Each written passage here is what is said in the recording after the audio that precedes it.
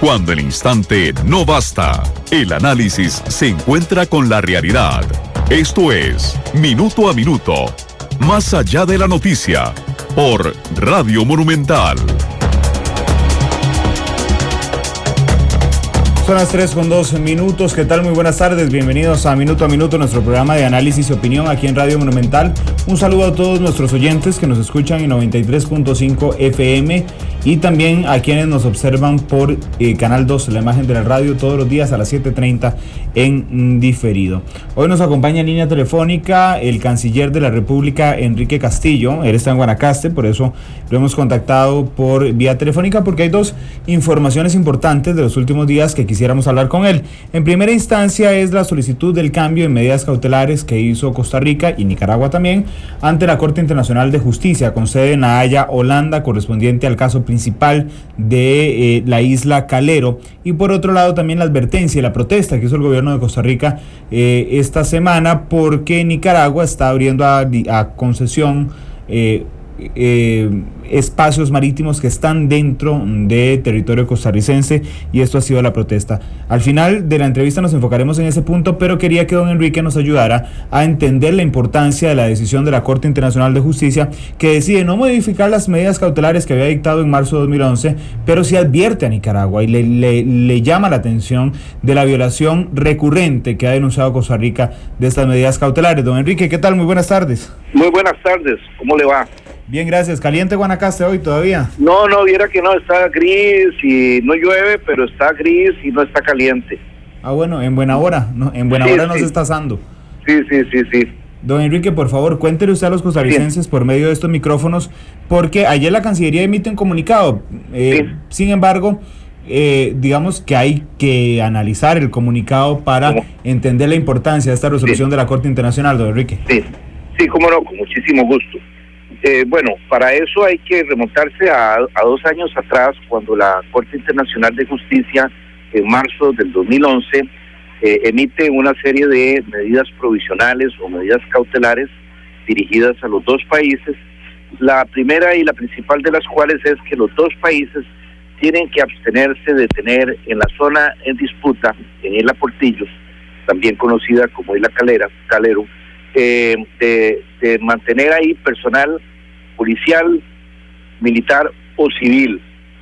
Eso es con la intención de que no haya nadie de ninguno de los dos países ahí, salvo, en otra medida, dice la Corte, Costa Rica puede tener ahí, enviar personal civil para efectos de preservación ambiental, con el propósito de evitar daños ambientales o remediar los que causó Nicaragua. No lo dice así, mencionando a Nicaragua, pero para propósitos de preservación ambiental. Entonces Costa Rica es el único país de los dos que puede tener personal civil en la zona. Sin embargo, de inmediato Nicaragua no ha cumplido y sigue incumpliendo, porque se inventaron una leguleyada que es, como la Corte habla de personal policial, militar y civil, eso quiere decir empleados del gobierno. Entonces vamos a mandar a los guardabarrancas, que son unas brigadas del movimiento sandinista, que no son empleados del gobierno, y los vamos a estar llevando allá y no nos pueden decir nada. Y han, con base en eso, estado burlándose así abiertamente, descaradamente de la Corte. Entonces nosotros recientemente, por instrucciones mías, el equipo jurídico pidió a la Corte que mejorara, que modificara y mejorara las medidas que había dictado, o por lo menos que aclarara que eso abarca a todos los civiles, no solo los que trabajan para el gobierno. La Corte dijo ahora, recientemente, en esta resolución, que no era necesario modificarlas o aclarar nada porque estaban muy claras, y lo repitió y las volvió a repetir. Dijo, lo que dijimos hace 2 años es esto y esto y esto. Que se tienen que abstener de tener militares, policías y civiles en la zona. Y no hay nada más que aclarar, esto está clarísimo. Y entonces, pero de inmediato la misma Corte agrega, y sí nos causa mucha preocupación la presencia constante de civiles nicaragüenses en la zona prohibida. Eso es una llamada de atención al buen entendedor, ¿verdad? No le requiere mayor explicación. Ahí hay un mensaje, una llamada de atención a Nicaragua de que está incumpliendo y que debe cumplir y que debe abstenerse de tener civiles en la zona, sean o no sean empleados del gobierno.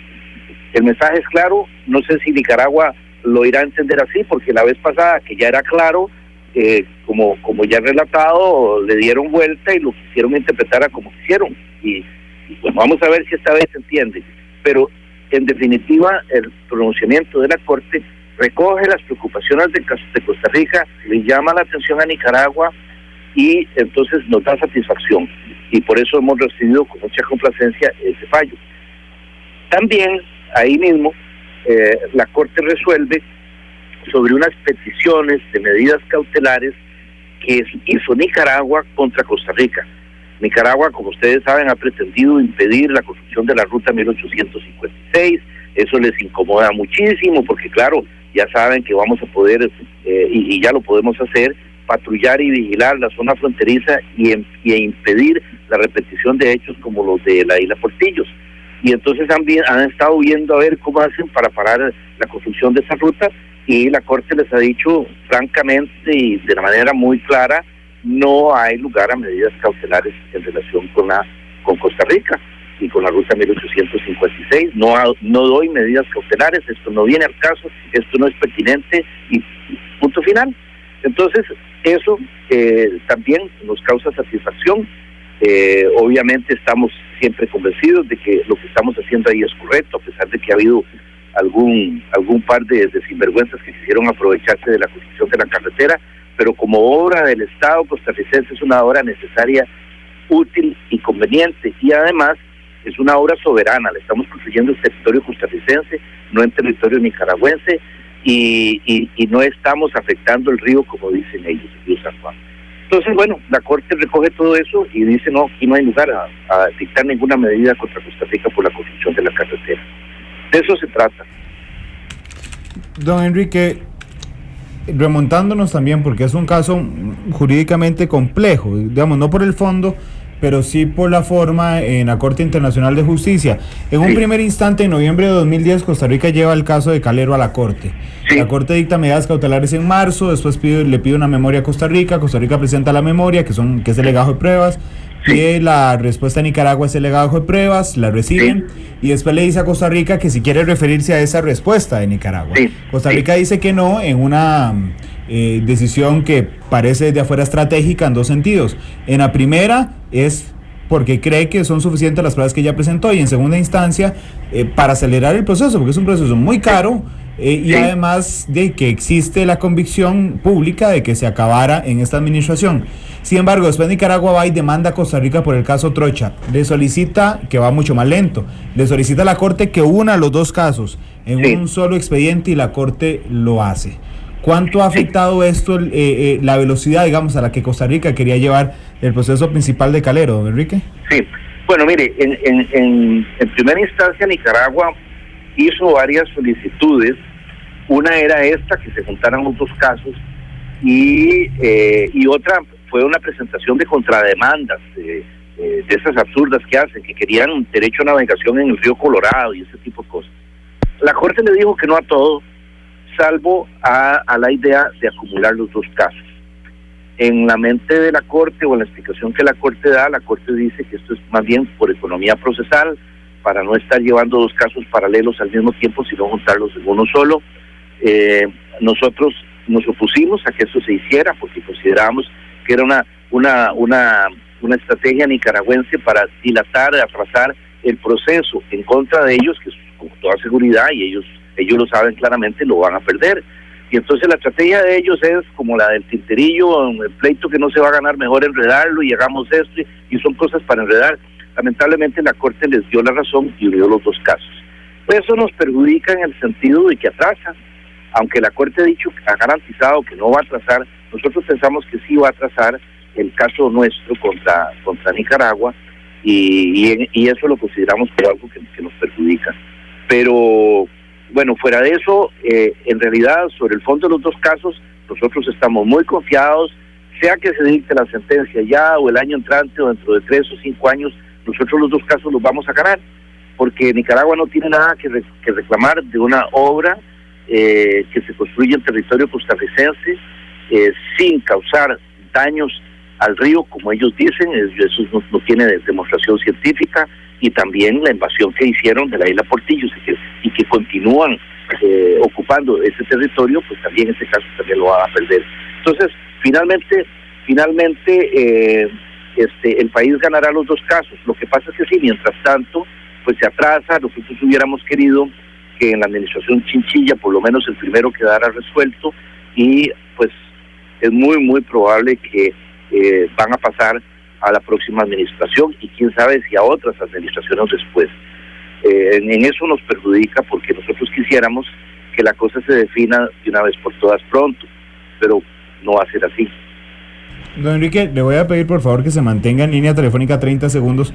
Es para ir a una pausa comercial muy corta y regresamos a Minuto a Minuto. Con mucho gusto. Gracias, don Enrique. Cuando la noticia trasciende el paso del tiempo y el instante no basta. Minuto a Minuto, más allá de la noticia. Una realidad compleja exige un análisis profundo. Esto es Minuto a Minuto, más allá de la noticia. Son las 3:13 de la tarde, regresamos a Minuto, hoy con el canciller de la República, don Enrique Castillo. Don Enrique, en un principio de este caso, en 2011, cuando usted no era canciller aún, la Cancillería había calculado la inversión que tenía que hacer en todo este proceso legal en $2 millones al año, que es muy, muy alto para el Estado costarricense, y que sabemos que lo van a agarrar de donde sea, pero que sigue siendo alto.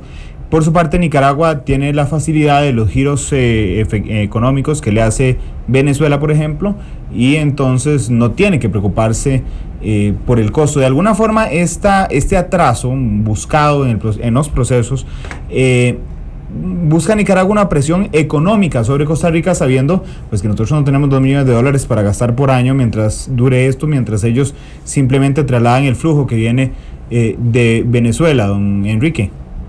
Bueno, por supuesto que esa desigualdad existe. Venezuela les devuelve entre 500 y 700 millones al año de dólares que el gobierno nicaragüense maneja a su antojo.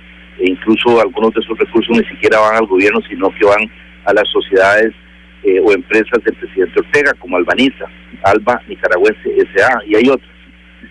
Pero por supuesto ellos tienen mucha plata para estarla botando en eso y en otras cosas, y nosotros tenemos que ganarnos esa plata, y lo que va al presupuesto para esos fines es algo que todos los costarricenses pagamos con nuestro esfuerzo mediante los impuestos.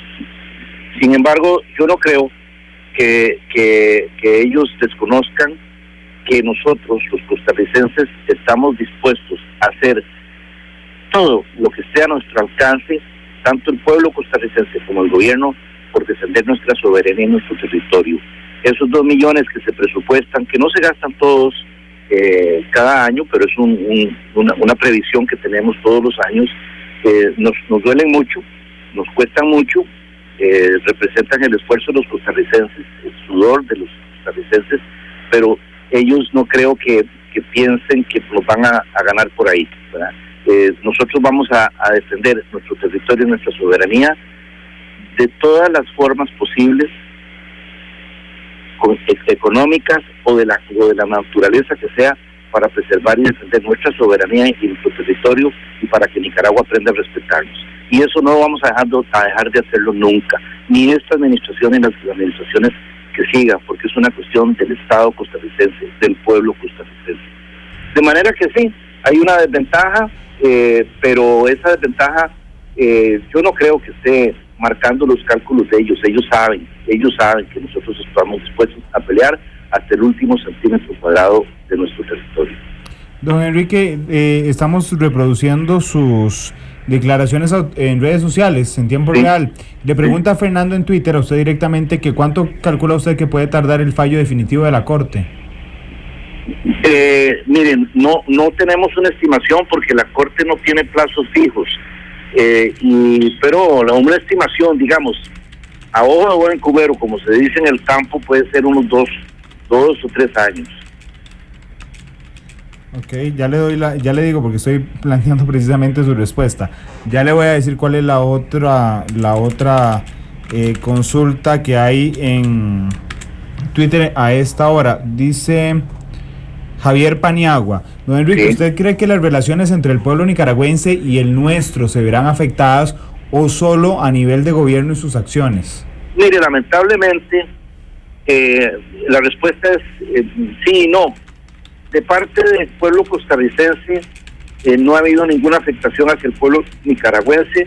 A ustedes les consta que desde el principio, cuando este lío, cuando el gobierno nicaragüense, por eso siempre hablamos del gobierno nicaragüense, no de Nicaragua, sino del gobierno nicaragüense. Cuando el gobierno nicaragüense invadió Costa Rica en octubre y noviembre del 2010, inmediatamente en varias intervenciones públicas la presidenta dijo públicamente, y lo ha mantenido y lo ha cumplido, que a los nicaragüenses que conviven con nosotros en Costa Rica les mandaba el mensaje de que no tienen que preocuparse, de que ellos no iban a ser tomados como chivos expiatorios, de que ellos iban a seguir siendo tratados con la consideración y el respeto con que siempre han sido tratados, y eso se ha cumplido.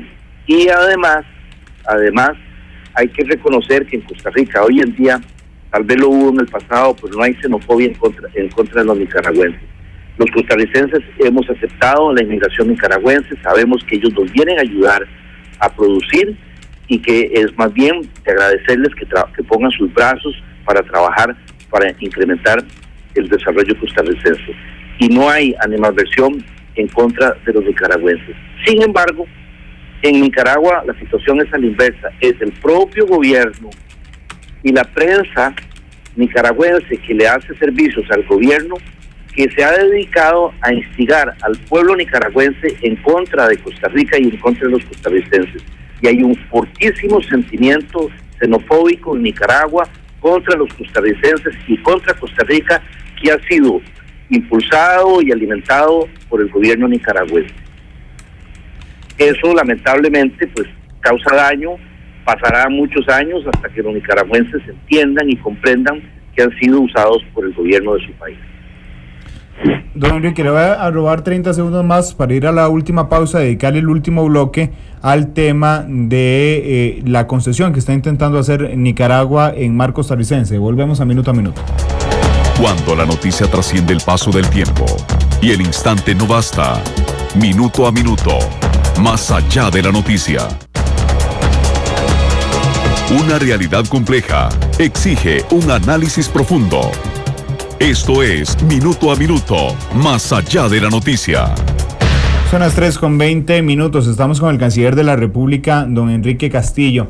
Don Enrique, Costa Rica denuncia, hace una protesta enérgica, creo que era el término que se utilizaba textualmente en el comunicado de la Cancillería, a Nicaragua, porque están intentando vender o concesionar espacios para exploración petrolera que están increíblemente dentro de mar costarricense, don Enrique.